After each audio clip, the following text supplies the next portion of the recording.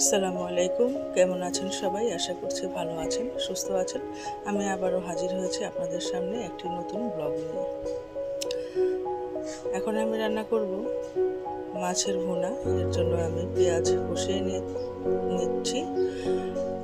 হলুদ মরিচের গুঁড়া, ধনিয়ার গুঁড়া, রাঁধুনির গুঁড়া, জিরার গুঁড়া দিয়ে একটু গরম পানি দিয়ে ভালোভাবে কষিয়ে নিচ্ছি। কষানো হয়ে গেলে এর মধ্যে আমি মাছগুলো দিয়ে নেব।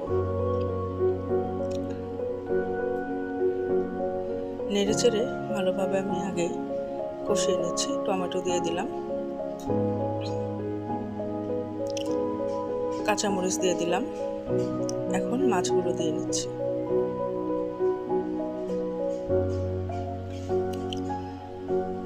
হালকা একটু গরম পানি দিয়ে নেব ভালোভাবে কষানোর জন্য।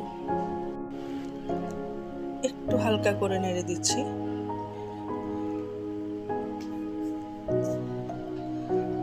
গরম পানি দিয়েছি একটু কষানোর জন্য।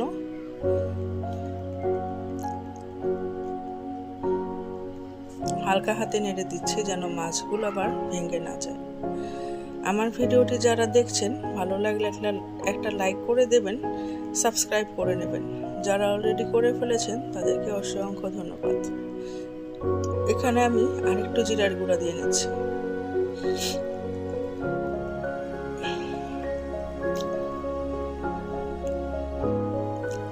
ভালোভাবে হয়ে এলে এর মধ্যে আমি ধনেপাতা দিয়ে নিচ্ছি।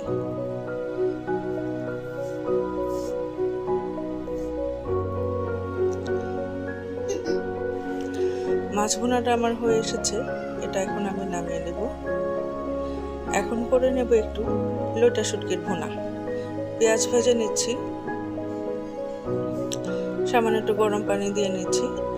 মশলা কষানোর জন্য হলুদ মরিচের গুঁড়া দিয়ে নিলাম, একটু রাঁধুনি ধনিয়ার গুঁড়া দিয়ে নিলাম। ভালোভাবে নেড়ে চেড়ে কষিয়ে নেব।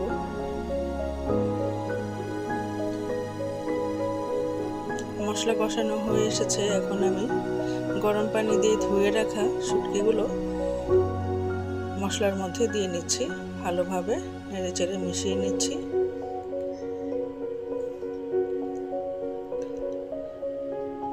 সামান্য একটু গরম পানি দিয়ে নিলাম কষানোর জন্য।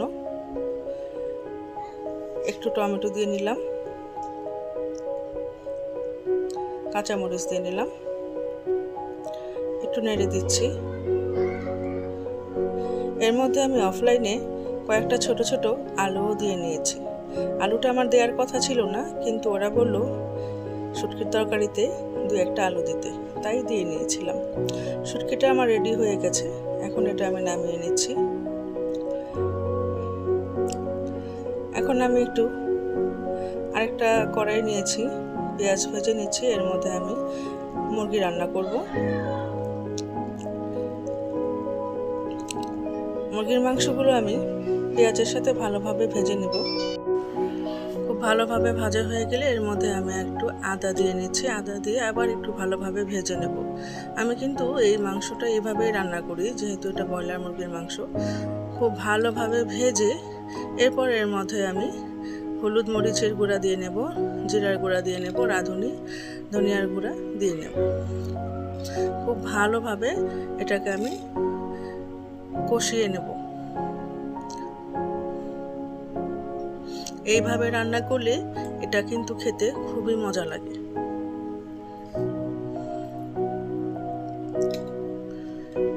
দেখুন খুব ভালোভাবে এটাকে আমি নেড়ে চেড়ে কষিয়ে নিচ্ছি। দিয়ে দিলাম গরম মশলা।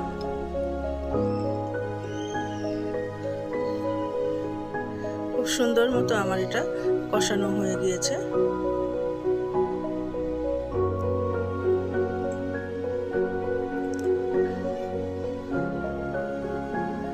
নেড়ে চেড়ে এটাকে একদম ভাজা ভাজা করে ফেলেছি আমি। এরপর আমি এখানে আগে থেকে ভেজে রাখা আলুগুলো দিয়ে নিলাম। আমি আবার মাংসে একটু আলু ব্যবহার করি, আলু না দিলে আমার মাংস খেতে ভালো লাগে না। আমার বাচ্চারাও আলু খুব পছন্দ করে।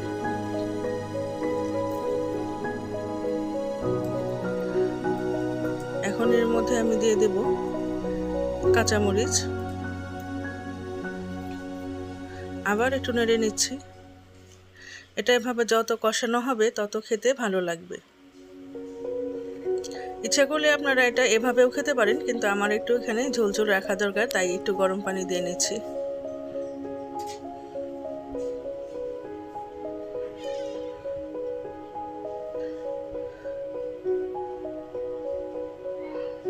নেড়ে দিচ্ছি, ভালোভাবে মিশিয়ে নিচ্ছি।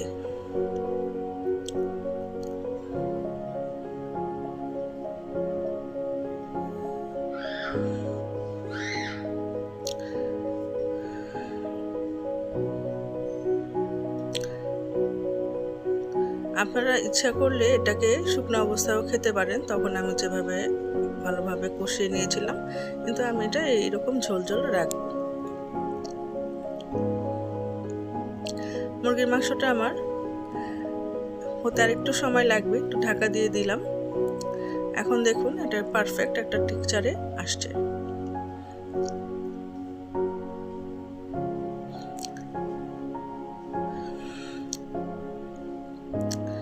চলুন একটু পরিবেশন করে দেখাই। আমি অফলাইনে কয়েকটা চিংড়ি মাছের বড়া ভেজে নিয়েছিলাম। ভিডিওটি আমার দেখার জন্য অসংখ্য ধন্যবাদ। আজ এ পর্যন্তই থাক। খোদা হাফেজ।